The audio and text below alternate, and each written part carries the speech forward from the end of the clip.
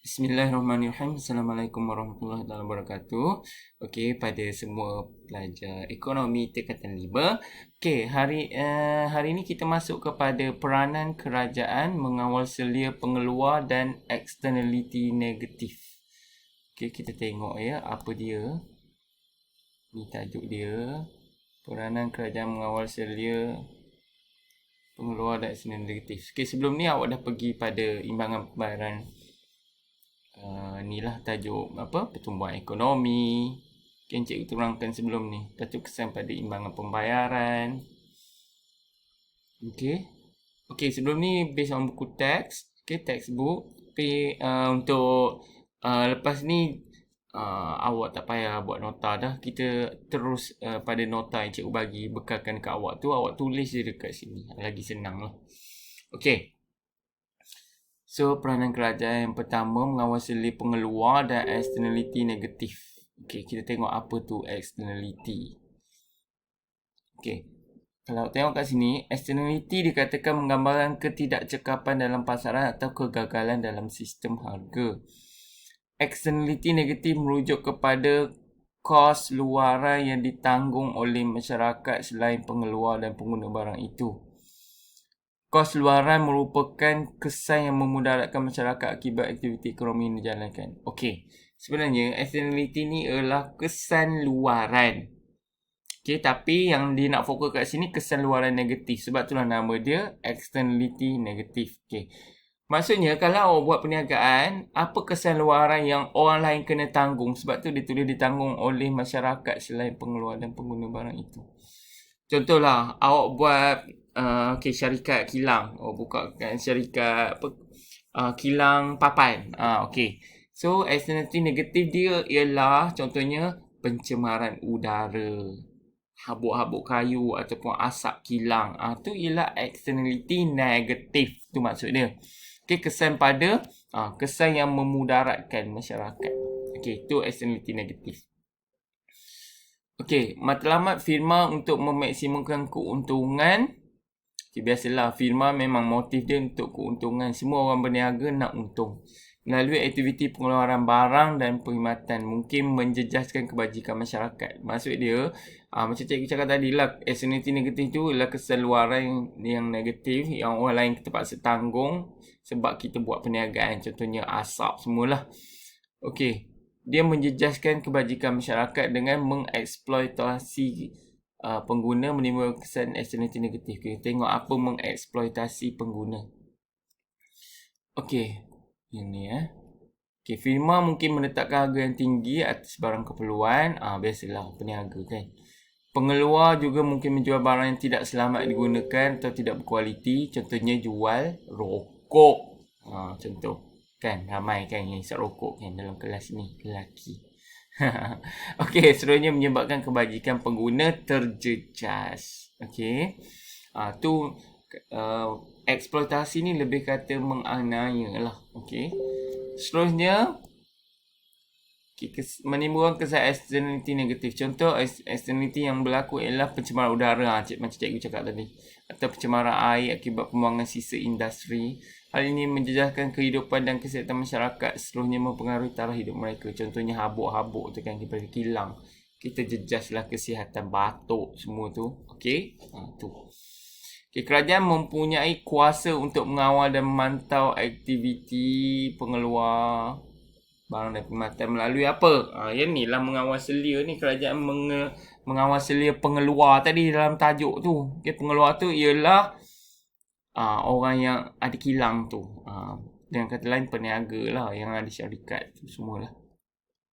Okay, langkah kerajaan dia buat apa? Pertama, dia buat berdasarkan undang-undang dan peraturan pemberian subsidi dan cukai. Okey, 1, 2 dan 3. Okey, ada 3 benda. Tengok macam mana ya kerajaan nak selesaikan externality negatif tadi melalui undang-undang dan peraturan. Okey. So, awak boleh fikir sendirilah. Maksudnya, undang-undang peraturan mungkin dia kena denda. Dia kenakan denda pada syarikat yang buat kesan luaran negatif tadi. Okey, tengok ya. Okey, undang-undang merupakan suatu peraturan. Ini maksud undang-undang. Okey, awak pun boleh fikirlah maksud undang-undang tu apa. Peraturan merujuk kepada segala yang telah ditentukan. Ini pun sama maksud. Tapi dia bagi contoh lah. Okey, yang tadi tu undang-undang peraturan, contoh Akta Kawalan Harga dan Anti Pencatutan. Kalau ini contoh pengeluar perlu melabelkan bungkusan makanan dengan menepati kandungan sebenar, tindakan tarikh dan tarikh pupuk. Itu peraturan. Okey, mengawal eksploitasi pengguna. Peniaga tidak dibenarkan menaikkan atau menurunkan harga barang yang dikelaskan sebagai kawalan. Okey, barang kawalan ni contoh barang yang kerajaan kontrol. Biasanya barang keperluan.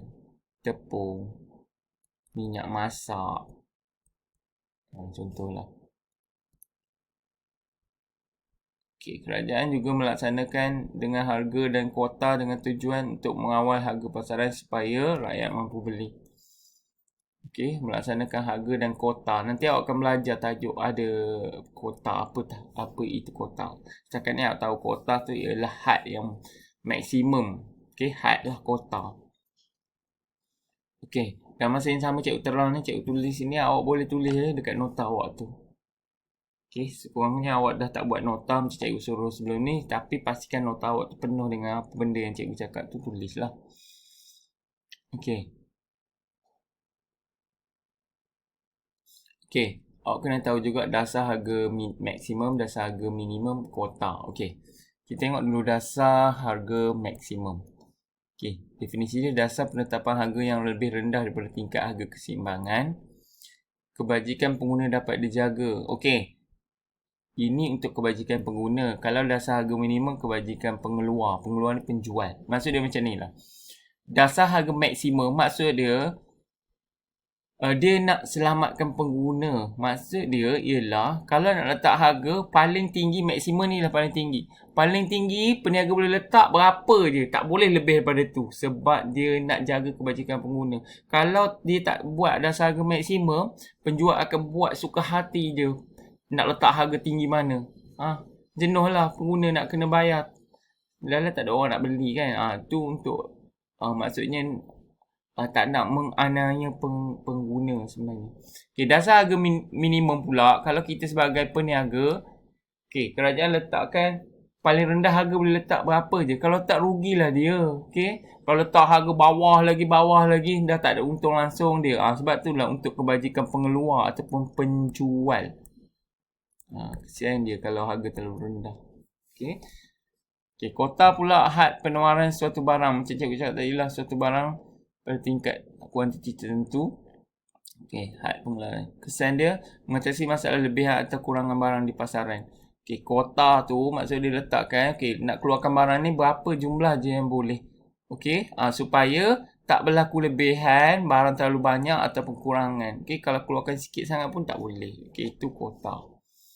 Okey, kerajaan mengawal externality negatif.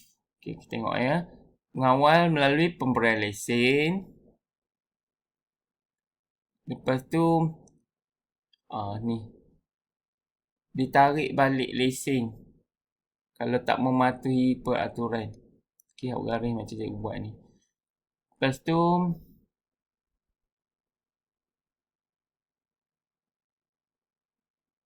okey, kalau yang berkait dengan pencemaran, kerajaan buat apa? Dia menentukan kawasan perindustrian, kawasan perumahan. Maksudnya buat perniagaan kilang tu kerajaan tetapkan nak letak kat mana. Sebab tu menentukan kawasan ni. Tak kisahlah kawasan ni ke kawasan perindustrian, kawasan perumahan, kawasan industri berat, kawasan industri ringan. Okey, kerajaan menjalankan pemantauan. Okey. Dia buat pemantauan aktiviti pengeluaran firma. Okey, tu cara dia mengawal kesan eksternaliti negatif. Okey. Okey. Itu dari segi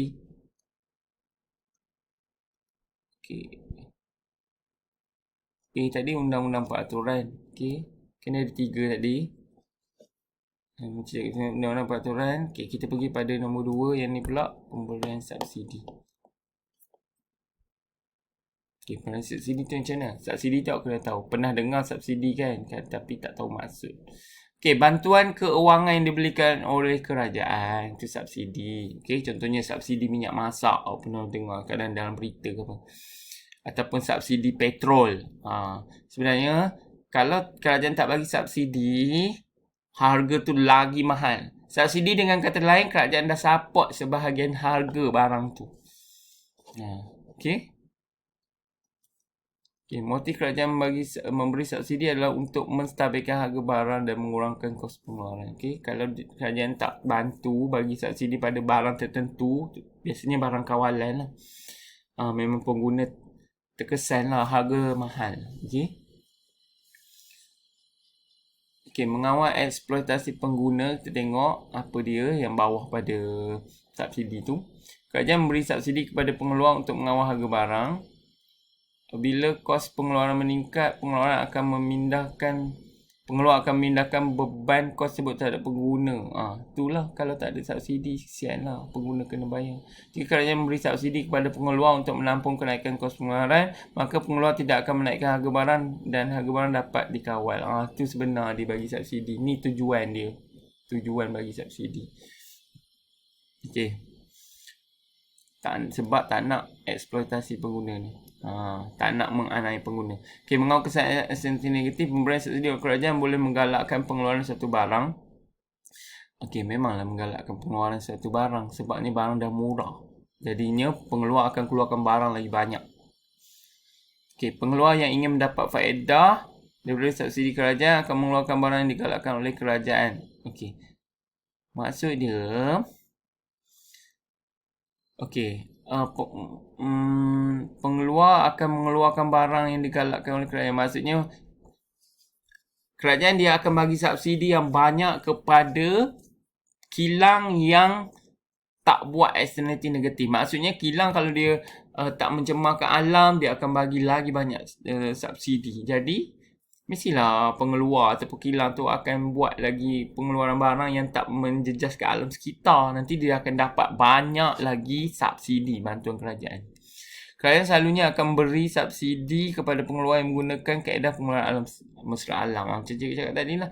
Dia mungkin dia tak keluarkan asap, dia buat tu, jadi dia guna cara lain, alternatif yang mesra alam. Contohnya pembakaran daripada contohnya sistem suria ke, macam tu lah. Cahaya matahari. Itu contoh mesra alam. Satu lagi cukai. Cukai. Kita tengok cukai apa dia. Cukai merupakan satu mekanisme yang mengumpulkan hasil daripada individu atau syarikat entiti untuk membangunkan. Cukai ni awak kalau baca ni memang tak faham pun. Cukai tu dengan kata lain, kerajaan kenakan macam yang awak tahulah, GST.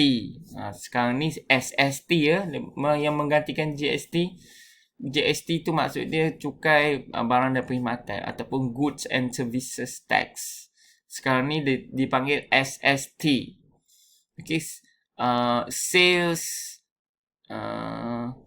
and Services Tax. Itu maksud dia. Daripada cukai tengok. Pengenaan cukai akan menambahkan kos pengeluaran. Kalau kena cukai memang harga dia akan jadi mahal. Kos akan jadi tinggi. Maka jumlah pengeluaran akan merosot. Pengilang tu akan kurangkanlah jual barang, mengeluarkan barang dia. Sebabnya kos nak keluarkan satu barang mahal sebab kena cukai. Kerajaan mengenakan cukai yang tinggi ke atas barang yang membahayakan kesihatan. Macam cikgu cakap tadi lah. Yang ni dia keluarkan barang yang membahayakan, so dia kenakan cukai tinggi sebab tu harga rokok mahal. Orang yang merokok dia tahu harga rokok mahal. Contohnya lagi satu, orang firma ataupun kilang yang keluarkan barang yang mencemar, contohlah dia buat kilang tapi mencemarkan alam sekitar, keluar asap, mungkin membahayakan kesihatan pengguna. Jadi memang dia akan kerajaan akan kenakan cukai lagi tinggi kat kilang dia sebab tak jaga alam sekitar. Tapi kalau yang jaga alam sekitar bukannya kena cukai, dia tambah lagi, dibagi subsidi, dibagi bantuan lagi. Tu sebenarnya cara dia nak mengawal selia externality negatif tadi. Itu untuk pengguna. Kalau untuk yang ni pula mengawal kesan externality negatif, kerajaan boleh mengenakan cukai ke atas pengeluaran barang dan perkhidmatan bau kesan pencemaran alam sekitar macam cikgu cakap tadi. Selanjutnya, pengenaan cukai akan meningkatkan kos bagi firma dan menyebabkan firma lebih prihatin terhadap alam sekitar. Bila dia kena mahal, so nanti dia akan jaga alam. Bila jaga alam sekitar, dia tak kena cukai tinggi sebab dia nak dapatkan subsidi bantuan kerajaan tadi.